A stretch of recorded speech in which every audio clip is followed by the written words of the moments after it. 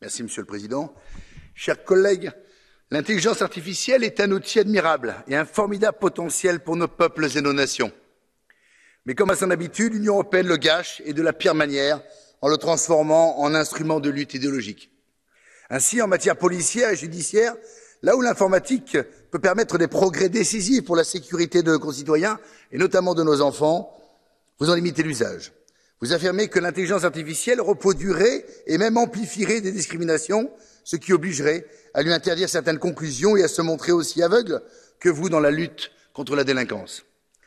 Vous refusez un système intelligent de détection des mensonges aux frontières de l'Union européenne, alors que 80% des prétendus mineurs isolés sont en fait majeurs et que 70% des demandes d'asile sont rejetées parce qu'infondées.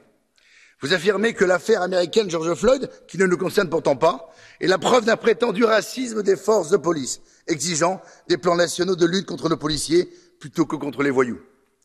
Nous attendions de ce rapport qu'il parle d'intelligence artificielle, d'efficacité pénale, de sécurité de nos concitoyens, et nous n'avons que du laxisme pour les délinquants et des leçons idéologiques pour les forces de l'ordre et les honnêtes citoyens.